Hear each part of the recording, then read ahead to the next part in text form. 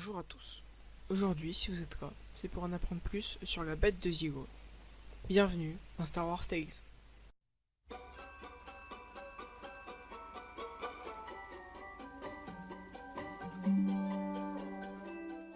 La bête de Zygo est une créature reptilienne mesurant à peu près 100 mètres de haut. La créature possède une peau quasi indestructible, résistant même aux coups de sabre laser.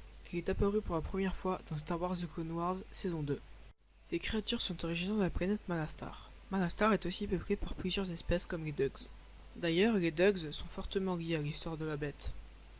Dans les temps anciens, les bêtes de Zygo, qui étaient en grand nombre sur la planète, dévoraient le peuple Dugs. Les Dugs décidèrent alors de les combattre, et finalement, ils ont réussi à presque éradiquer ces créatures grâce à l'exploitation d'un carburant provenant des fins fonds de Malastare. Mais les anciens Dugs avaient prédit l'arrivée d'une dernière bête de Zygo.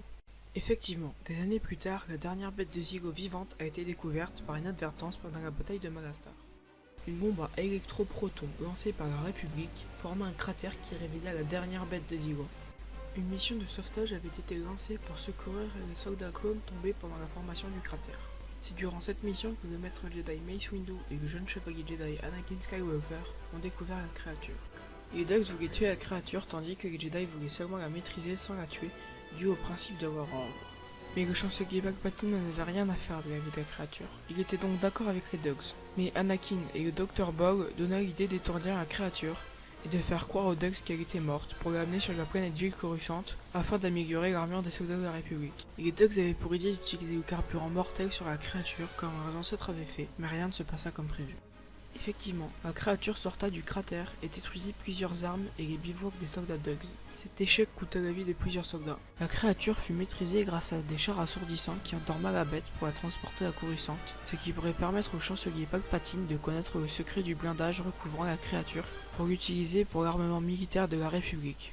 Après le transfert de Malastare à Coruscant, la bête a été prise en charge par le Dr Bog pour qu'elle étudie les écailles de la créature. Mais étudier les écailles sans faire mal à la créature semblait impossible. Palpatine décida alors de tuer la bête. Mais le Dr Bog s'y était opposé car la créature semblait être intelligente. Après une remarque désobligeante du chancelier à la créature, la bête semblait avoir de la haine pour Palpatine. Mais Bog a finalement obéi aux ordres. Après le commencement de la procédure pour tuer la créature, elle réussit tout de même à s'échapper et causa d'énormes dommages sur Coruscant. La créature se dirigeait naturellement vers le Sénat, là où se trouvait Palpatine.